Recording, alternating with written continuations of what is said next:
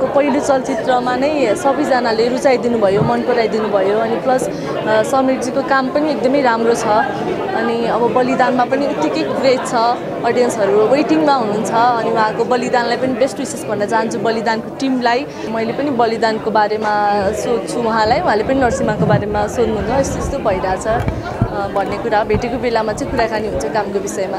त्यो चाहिँ अलि दिन अगाडि चाहिँ भाइ हाम्रो सनिर भट्ट हुनुहुन्छ, 12 गाउँमा काम गर्दाखेरि उसँग भेट भएको थियो अनि फ्यामिलीसँग चाहिँ सिन्जान भएको भएर चाहिँ उसको चाहिँ व्रतबन्ध थियो, व्रतबन्ध पार्टीमा चाहिँ गएको थिएँ म। उहाँले गर्दा म नेपाली सिने क्षेत्रमा डेब्यू गर्न पाएँ अनि उहाँहरूसँग काम गर्न पनि एकदमै सहज थियो, कति कुराहरू सिकेँ होइन। मेरो त 12 गाउँ त फर्स्ट मुभी हो नि त।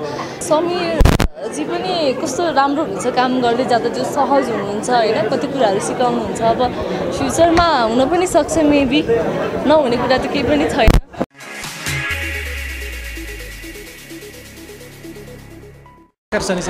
नमस्ते सबै हजुरहरूलाई धेरै धेरै धन्यवाद, आफ्नो समय निकालेर हामीलाई साथ दिन आउनुभयो। कस्तो राम्रो नाच्नु भयो है आजको नरसिंहको पहिलो गीत। हजुर थ्याङ्क यू सो मच, हजुरहरूलाई राम्रो लाग्यो भयो, थ्याङ्क यू सो मच। कस्तो रह्यो एक्सपिरियन्स त्यहाँको? हजुर जुन गीतमा नाच्नु भएको छ नि त्यसको एक्सपिरियन्स थोरै छ? एकदमै रमाइलो भयो। अब हामीले 3 दिन लगाएर सुट गरेको थियो जर्सिङ पौवामा अनि एकदमै धेरै घाम थियो होइन, गर्मी थियो, प्लस अब गर्मी अनि त्यहाँको हावा चाहिँ एकदमै चिसो हुँदो रहेछ कि फेरि अनि धुलोहरू पनि आउने रहेछ, एकदमै गाह्रो भइरहेको थियो सुटको बेलामा त। अनि तर राम्रो भयो, अब आउटपुट यस्तो राम्रो आयो होइन, त्यो सबै कुराहरू बिर्सेँ मैले त। के अच्छा निक्री लन्डनले यो पुरानो गीत कतिको सुन्नु भएको थियो? मैले त एकदमै, हामी सानोमा हुँदाखेरि चाहिँ स्कुलहरूमा डान्स गरेको गीत हो कि यो, अनि अहिले आएर चाहिँ आफ्नो चलचित्रमा यही गीतमा नाच्न पाउँदा त एकदमै भाग्यशाली महसुस भइरहेको छ। कतिको नाच्नु भएको थियो यो गीतमा? एकदमै पुरानो र नयाँ भर्जनलाई सुन्ने हो भने कुन धेरै मन पर्यो त? भन्न मिल्दैन, एउटै गीत हो, सो अलिकति मात्रै फरक हो नि त। त्यही भएर पुरानो पनि एकदमै राम्रो छ, अत्यन्तै राम्रो, अनि नयाँ पनि अब अहिले हाम्रो सम्बोधित सरले नै गाउनु भएको छ।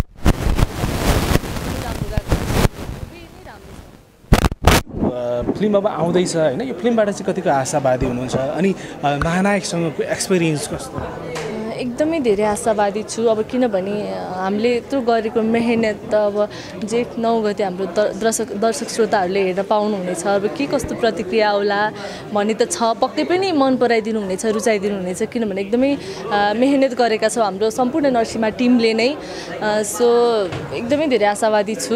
अब त्यो त कस्तो लाग्छ उहाँहरूलाई त त्यही दिनमा नै थाहा हुन्छ। अनि प्लस हाम्रो महानायक राजेश हमाल सरसँग काम गर्न पाउँदा चाहिँ एकदमै लाइक ब्लेस्ड फिल भयो भनौँ न। अब सानैबाट उहाँको मुभीहरू हेर्दै आइरहेको नि त, अनि मेरो बाबा झन् उहाँको एकदमै ठुलो फ्यान। यत्तिकै पनि बस्दै त 10-15वटा मुभी भनिदिनुहुन्छ क्या सरर बाबाले, अनि कस्तो बाबा पनि कस्तो खुसी हुनुहुन्छ कि राय समालसँग काम गर्न पायो भनेर। अनि कति धेरै कुराहरू सिक्ने मौका पाएँ। सर सँगसँगै हाम्रो सरोज सरहरू, उषा म्यामहरू, निरसा सर, सबैजना एकदमै सिनियर आर्टिस्टहरू हुनुहुन्छ नि त। सो सबैजना नै एकदमै राम्रो हुनुहुन्छ, सपोर्टिभ हुनुहुन्छ, त्यही नै हो। सोच्नु भएको थियो म पछि गएर चाहिँ राजेश हमालसँग म पनि स्क्रिन सेयर गर्न पाउँछु भनेर? अब सोचेको लाइफमा हुने नै नसोचेको कुराहरू खासमा होइन। सो एकदमै राम्रो लाग्यो होइन, अब अहिले काम गर्न पाउँदा चाहिँ।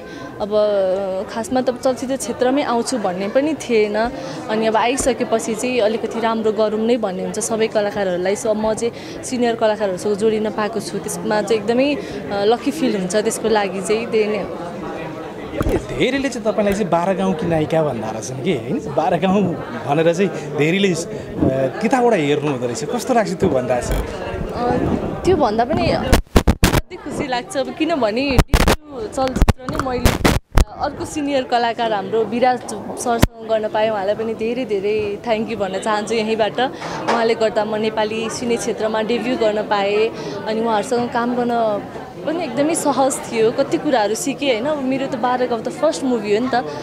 अनि धेरै जस्तो कुराहरू त विराज सरबाट नै सिकेँ मैले त्यो 12 गाउँ गर्दा गर्दै नै अनि दर्शक श्रोताले मन पराइदिनु भयो मुभी पनि राम्रो भयो अनि त्यसमा पनि खुसी छु त्यही नै 12 गाउँ जत्तिकै होला त यो फिल्म कतिको विश्वस्त त्यो हुनै पर्छ भन्ने लाग्छ मलाई चाहिँ हैन अब कुनै पनि कुरा आफूले यहाँबाट अनुमान गरेर भन्दा पनि अब के आउँछ त्यो त्यति बेला नै थाहा हुन्छ दर्शक श्रोताले कसरी लिनुहुन्छ भनेर सो आशावादी चाहिँ छु राम्रो होस् त्यही नै हो अझै पनि दर्शकहरूले चाहिँ तपाईँलाई समीर भट्टसँग हेर्न चाहनु हुँदो रहेछ कि होइन कतिको सम्भावना छ आगामी दिनमा चाहिँ समीरजी पनि कस्तो राम्रो हुनुहुन्छ काम गर्दै जाँदा जो सहज हुनुहुन्छ होइन कति कुराहरू सिकाउनुहुन्छ अब फ्युचरमा हुन पनि सक्छ मेबी नहुने कुरा त केही पनि छैन सो आयो भने राम्रो नै हो समीरजीसँग फेरि पनि जोडिन पाउँदा उहाँको बलिदानले निकै चर्चा पाइरहेछ यसका फुटेजहरू पनि निकै चर्चामा आइरहेका छन्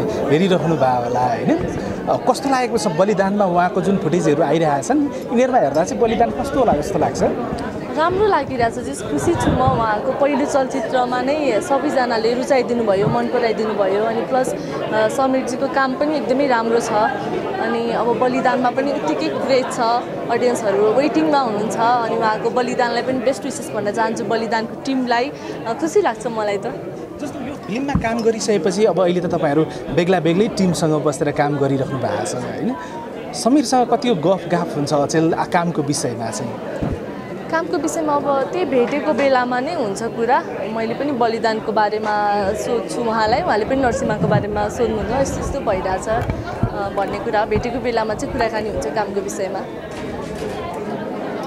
अब यो फिल्म पनि आउँदैछ चाँडै नै आउँदैछ यसबाट चाहिँ कतिको एक्सपेक्टेसन राख्नु भएको छ त्यो त एकदमै धेरै किनभने अब यति धेरै दुःख गरेको छु मेहनत गरेको छु होइन अनि पहिलो चलचित्रमा जो दर्शकहरूले मन पराइदिनु भयो अब नरसिम्हामा चाहिँ मेरो काम पनि देखिन्छ होला होइन अब म राम्रो कलाकार हो कि नराम्रो कलाकार भन्ने छुट्याउने चलचित्र नै मेरो नरसिम्हा अवतार नै हो किनभने एकदमै अर्कै खालको क्यारेक्टर छ भनौँ न अहिले भन्नु त मिल्दैन हजुरहरूले जेठ 9 गते नै कुर्नुपर्छ त्यसको लागि तर म एकदमै आशावादी छु यो मुभीलाई लिएर चाहिँ रिसेन्टली समीर भट्टको एउटा उसमा घर पार्टीमा तपाईँ पनि देखिराख्नु भएको थियो होइन के छ यसमा नयाँ फिल्म खेल्ने त्यस्ता केही कुराहरू भए अथवा त्यो पार्टी चाहिँ के को लागि थियो अलिकति भनिदिनु न त्यो चाहिँ अलि दिन अगाडि चाहिँ भाइ हाम्रो समीर भट्ट हुनुहुन्छ 12 गाउँमा काम गर्दाखेरि उसँग भेट भएको थियो अनि फ्यामिलीसँग चाहिँ सिन्जान भएको भएर चाहिँ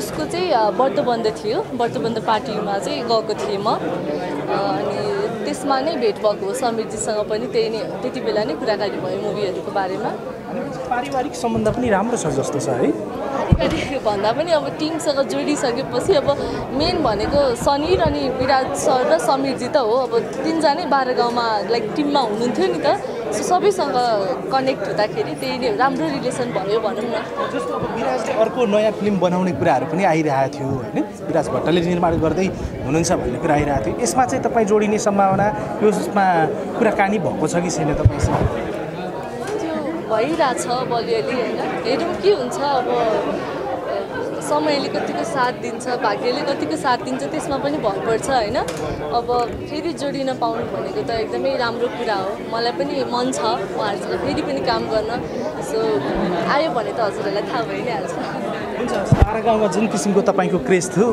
नरसिंहले यसको डबल पुर्याइदियोस् तपाईँलाई शुभकामना चाहिँ थ्याङ्क यू सो मच हजुरलाई धेरै धेरै धन्यवाद हजुरहरूलाई पनि नयाँ वर्षको शुभकामना थ्याङ्क यू